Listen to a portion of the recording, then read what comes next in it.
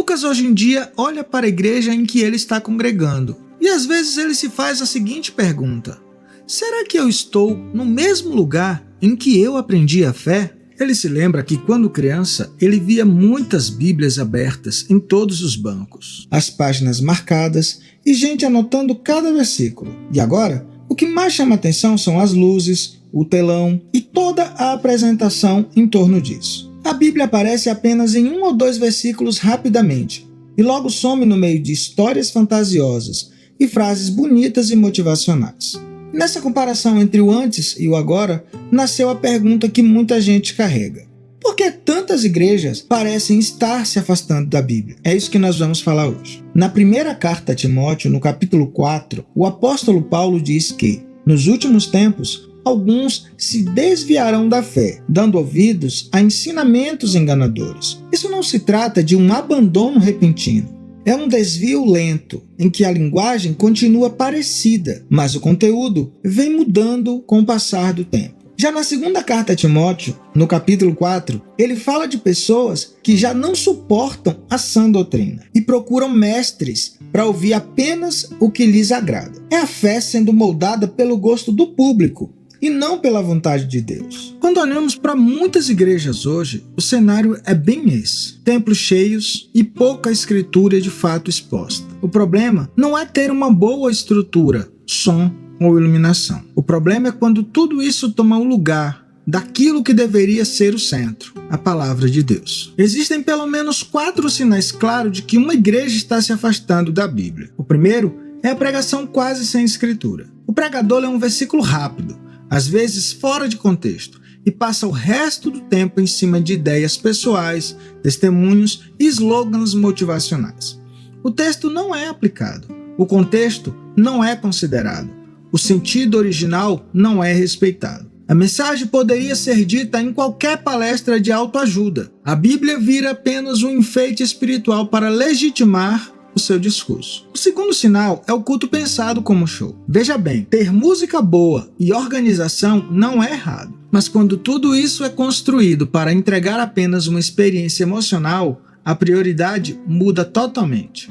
As pessoas saem dizendo que culto incrível, mas se alguém pergunta o que Deus falou pela palavra, a resposta é muito vaga. Ninguém sabe ao certo o que foi pregado.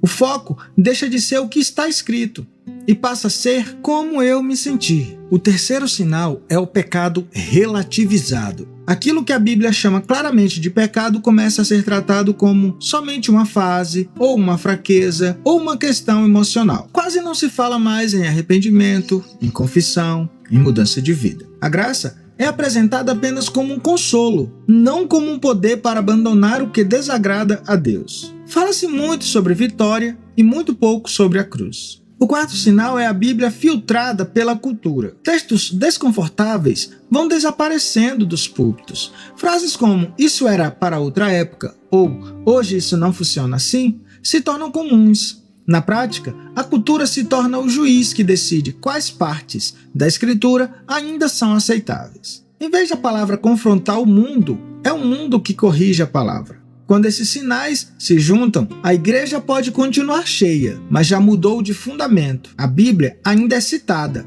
mas não é a voz que dirige tudo. E você pode se perguntar por que esse tipo de igreja cresce tanto. Jesus falou em Mateus 7 sobre o caminho largo e sobre um caminho estreito. O largo é fácil, confortável e cheio de gente. Já o estreito é apertado e exige renúncia. Quando o evangelho é pregado como um caminho estreito, ele confronta o seu pecado, ele te chama ao arrependimento, ele mexe com o seu orgulho. Quando é apresentado como um caminho largo, ele oferece só o conforto espiritual, as promessas de sucesso e aceitação sem nenhuma mudança.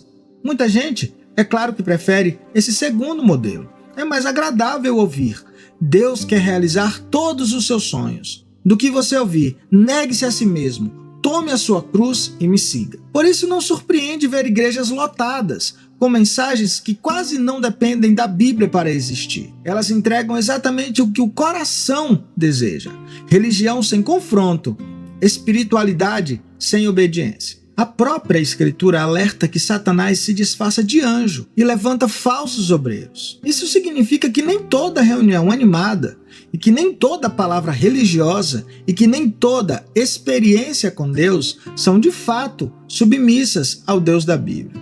Há muita espiritualidade que usa o nome de Jesus, mas rejeita todos os seus ensinamentos. E diante disso, como um cristão deve reagir? A resposta não é sair caçando erros em todo lugar, nem engolir qualquer coisa sem pensar. O exemplo está nos bereanos, em Atos 17. Eles ouviam a pregação com atenção, mas conferiam nas escrituras se era assim mesmo. Eles respeitavam os pregadores, mas davam a última palavra à Bíblia. Aplicando isso à realidade de Lucas e à nossa, algumas perguntas se tornam importantes. Na igreja que ele frequenta, a Bíblia é realmente o centro da mensagem ou apenas uma situação rápida?